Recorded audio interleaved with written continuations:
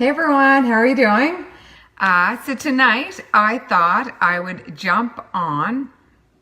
I don't know, a lot of you know that I do teach class at the YMCA, and I've kind of studied how the body's worked in other ways besides diet alone.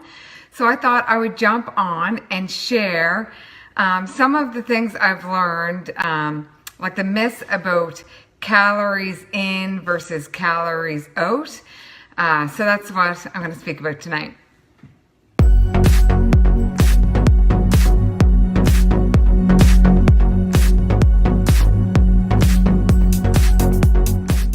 So one of the things is people think of, like, I just know a lot of people who will really like calorie restrict, and they still might eat foods that aren't very good for them, but as long as they're in their calorie count, that it's going to work for them.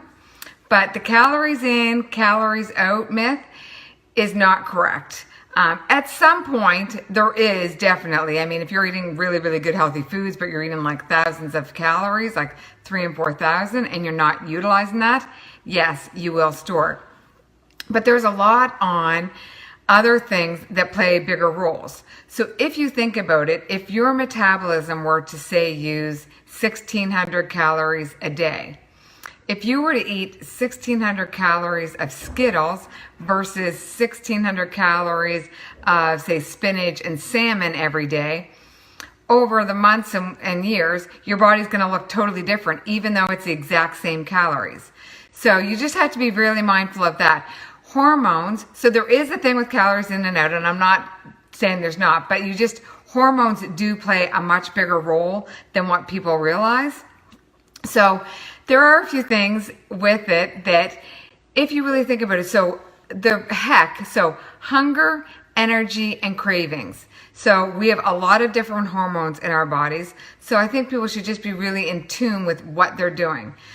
So there is people that sometimes they'll start and they're like, okay, I want to lose weight. So they like really go too low on the calories, which will mess up your hormones. They'll exercise too much. So for myself personally, if I do a ton of cardio, so if I were to go out for a run for an hour and a half, I've actually bought one of those Libra blood glucose meters. And at about 40 minutes of intense cardio, my blood sugars start to skyrocket. And after that, I'm like, my whole entire week, if I'm just strength training and just, normal things, my blood sugars never go above like 6.5, 7 the whole entire week. But if I exercise intensely, my blood sugars will go up over 10, 11, and 12, which means that exercise has stressed my body out so much that I've spiked my sugars, which then my body's going to make insulin, which is a fat storage hormone, and store some of the sugar that's in my body. So I just kind of warn people that if they're going to exercise a lot, so if your hunger, energy, or cravings ends up getting out of sorts because of exercise, then you know that that's not working for you. Some people's metabolism, some people's bodies can run marathons and that doesn't happen to them. And other people are a lot more sensitive. So I just think people should really, really watch it. I'm a big believer. I really do like strength training. I like doing things with higher intensity for shorter periods. So maybe sprint training, doing like 20 seconds of sprint, 10-second break, 20-second sprint, and doing that 5 or 6 times, as opposed to like running 10, 12 kilometers. It's just, for me personally, it works a lot better. I get much better results.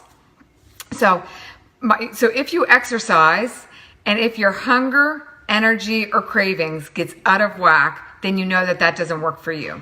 So if you go for a run, or if you do any type of like workouts, and afterwards, so say your workout, you burned 400 calories, and you can figure that out. Like, I have one of the heart monitors that I wear around my chest with the watch, so it'll tell me how many calories I burned.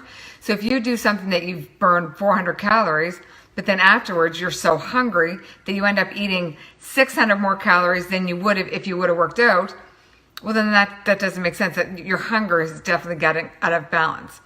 Or if you're craving like cookies, ice cream, potato chips, like salty or sugary things, then obviously you've messed up your hormones enough that your cravings get out of whack, or your energy.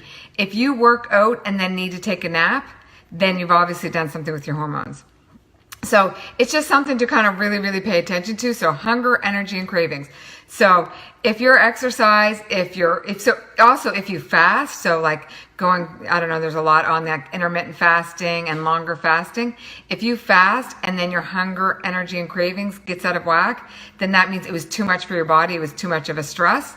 So it's just something to pay attention to. A lot of people are all just on like calorie counting and those types of things, or they think if they really go low on calories and exercise more, they're going to get the results they want. And it's not, your body's much more complex than that. There's a lot of hormones. So you just want to pay attention to all of those little things, and then you'll start seeing a lot better results. So I hope that, if you found that interesting, I hope that that's something that might help you out if you're looking for different results.